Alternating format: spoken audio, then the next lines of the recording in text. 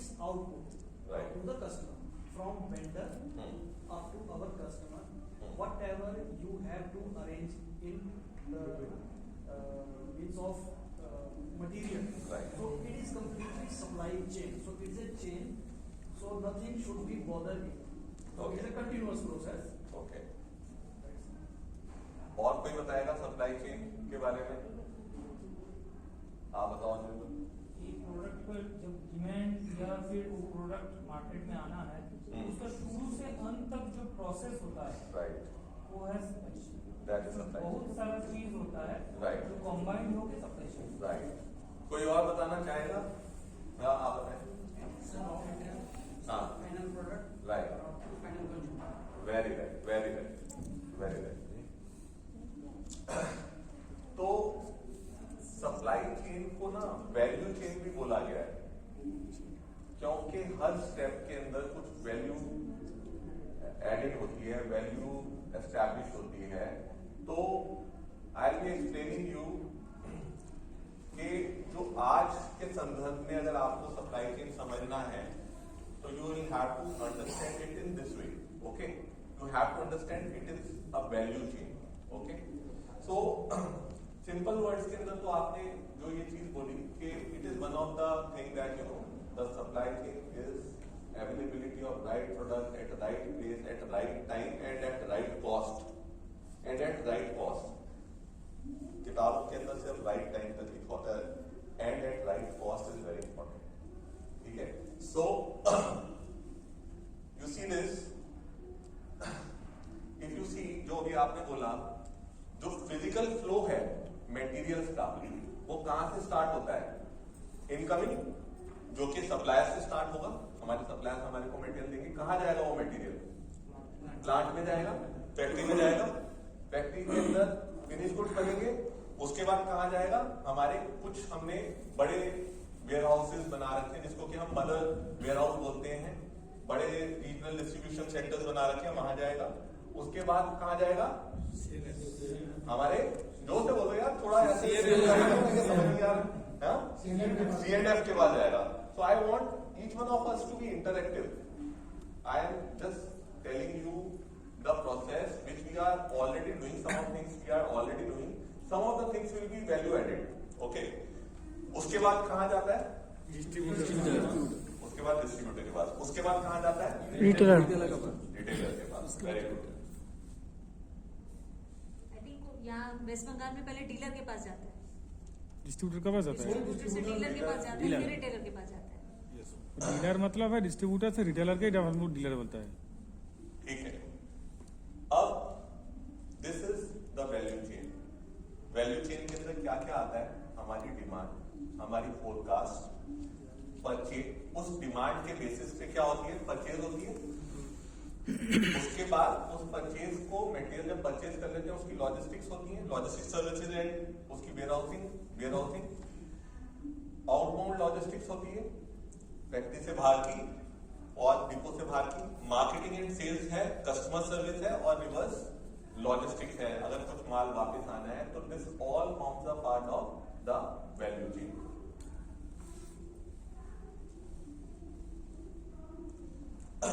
अब इसके अंदर, इस वैल्यू चेन में और इस फिजिकल फ्लो के अंदर सप्लाई चेन सर्विसेज क्या है? Supply chain services is demand planning and management, okay, materials management, sourcing and supplier management, order management, transportation management, warehousing, inventory, customer support, warehouse, this vendor manage inventory and returns management. ठीक है, ये this forms a part of जो supply chain की services दी जाती हैं। जैसे हम अगर बड़ी कंपनीज के बारे में बात करें, तो ये सब जो है ना, एक एक अलग अलग डिपार्टमेंट्स हैं। ठीक है, अगर हम अमेज़न में जाएं या फ्लिपकार्ट की बात करें, तो ये सारी चीजें जो हम यहाँ पे एक आदमी करता है, वहां पे इसके लिए ही एक director demand management, director material management, director vendor manage inventory. So there is, I mean, so because the game becomes very big over there, and it is जैसे जैसे आप जब एक वॉल्यूम जो अपना एक बहुत ही बड़ा वैल्यू कवर कर रहे होते हैं उसके अंदर. So it becomes a unique subject in itself.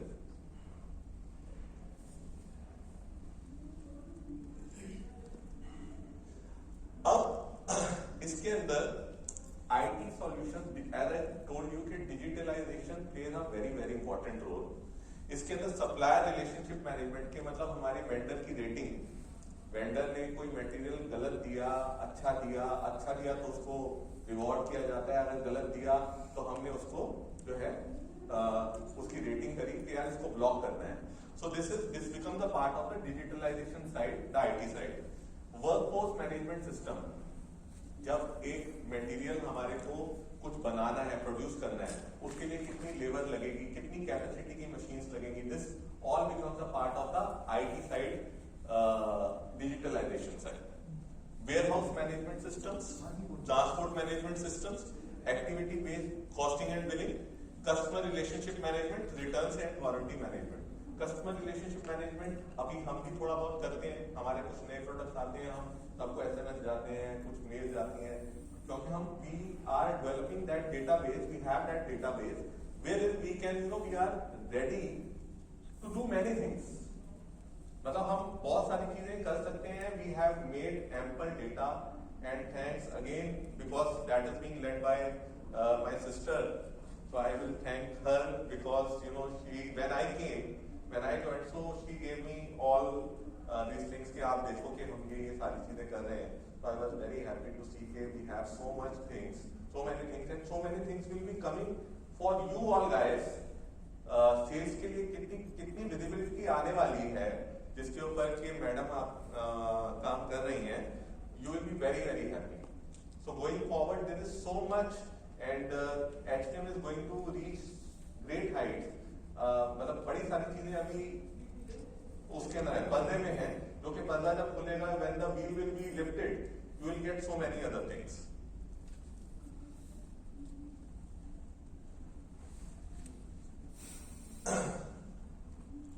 So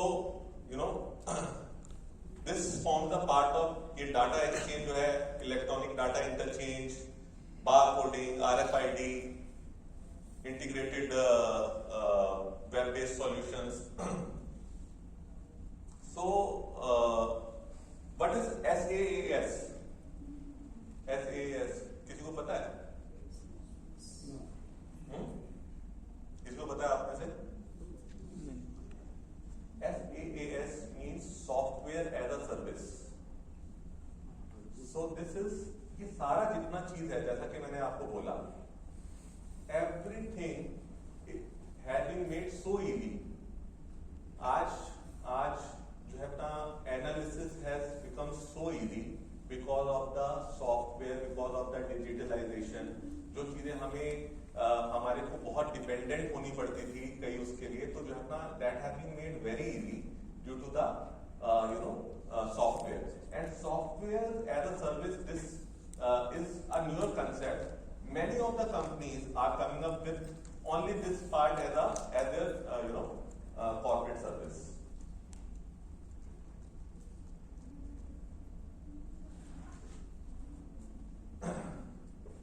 अगर सप्लाई चेन की कंसल्टिंग की बात करें हम कि सप्लाई चेन ये पूरे प्रोसेस के अंदर जो है अपना तीन चीजें आती हैं कि या तो हम आगे की स्ट्रेटेजी हमारी क्या रहेगी, उसके ऊपर जो अपना सप्लाई चेन डिस्कस करती है. दूसरा है बिजनेस प्रोसेस री इंजीनियरिंग. अगर हमने देखा कि हमने कई चीजें हम जो प्रिमिटिव तरीके से कर रहे थे उसको चेंज करने की या उसके अंदर तब्दीली लाने की आवश्यकता है, तो हम उसको जो है अपना उसकी री इंजीनियरिंग करते हैं और देन द बेस्ट प्रैक्टिसेस के ऊपर काम करने की आवश्यकता है. अब मैं आपको ये बताता हूं सिंपल, उसमें सप्लाई चेन जो है वो दो चीजों के अंदर, ये वैल्यू स्ट्रीम दो चीजों में बटी होती है.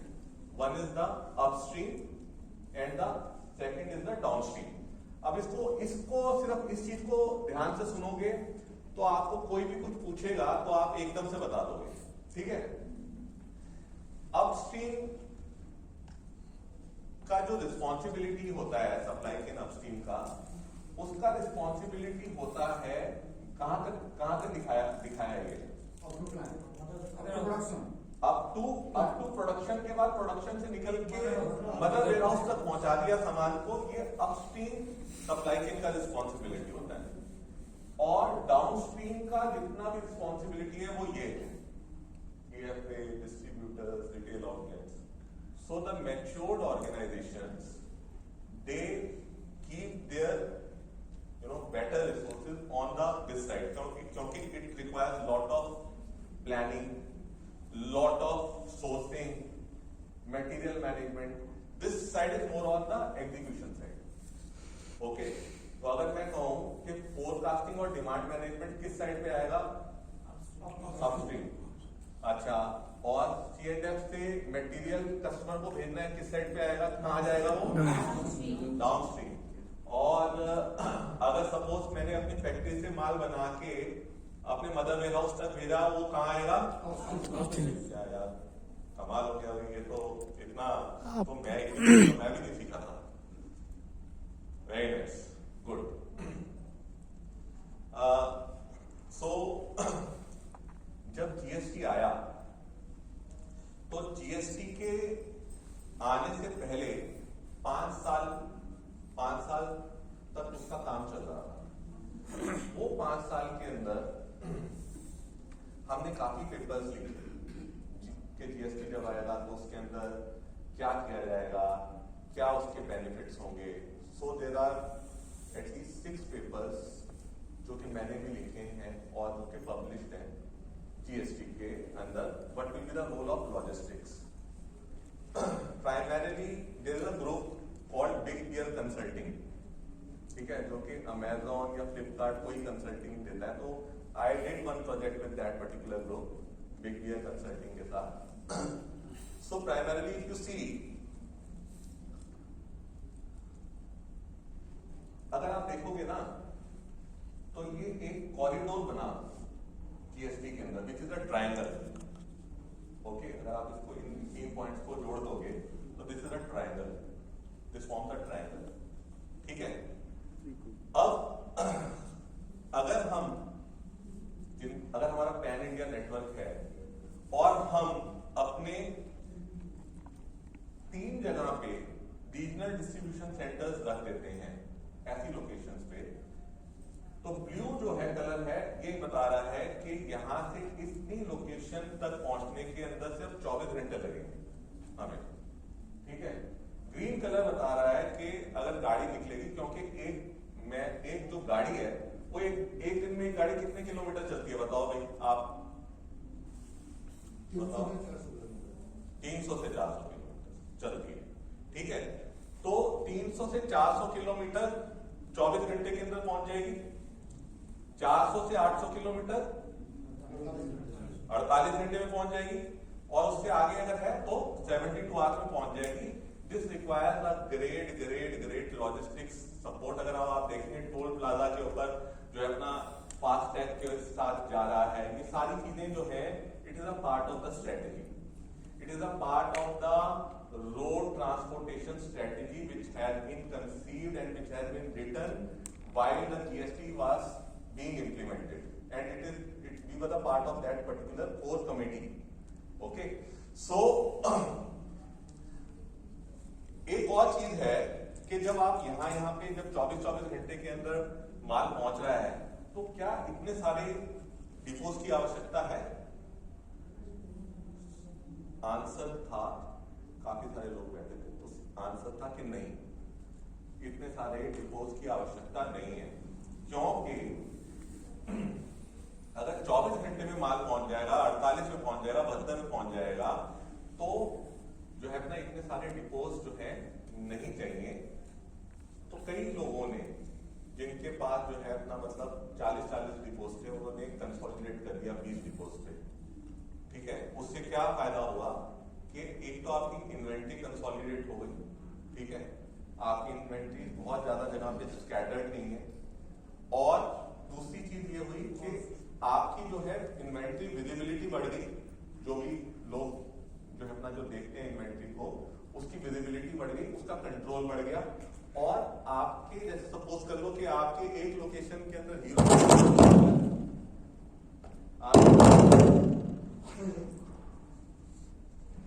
हेलो आपकी एक लोकेशन के अंदर हीरो नंबर 1 पड़ा हुआ है, एक लोकेशन के अंदर टर्मिनेटर पड़ा हुआ है, एक लोकेशन के अंदर पास बट वो अगर सपोज एक ही लोकेशन में पड़ा हुआ है जहां से वो 24 आवर्स में पहुंच सकता है तो इट इज बेटर, ठीक है। लेकिन हमारी इंडस्ट्री में हमने क्या मेथोडोलॉजी अपनाई हुई है फ्रॉम द सेल्स साइड कि ये जो है ये कोलकाता सिलीगुड़ी ये एक हेडक्वार्टर बन गया, so there was always a conflict between the sales and the operation side. The operation used to say कि नहीं यार ये तो यहाँ भी होना चाहिए, sales used to say कि मेरा तो घर यहाँ पे है, मैं कैसे देखूंगा, बहुत सारी चीजें आती हैं। But I am just giving you a thought. This is just a thought कि अगर जो अब पोस्ट जो GST है और जो भी गवर्नमेंट गाइडलाइंस है, अगर आप देखो e-way bill is also going to get merged with the FASTag. Our invoice is already linked to the e-way bill. Everything is transparent. आप देखो रोड्स के ऊपर इतना काम हो रहा है जो कि पिछले GST से पहले कभी नहीं हुआ इतना काम। रोड्स इतनी शानदार बन गई हैं, आप you go to any place, you will reach very fast. Okay, so this is how the GST has given a new vision on the lines of thinking about the network optimization. We all need to, अगर हमने suppose कर लो, अगर हम भी उसी धरने पे चलते रहे, पहले जो चल रहे हैं हाजी वो हम तो वैसे ही चलते, we have to apply our brains.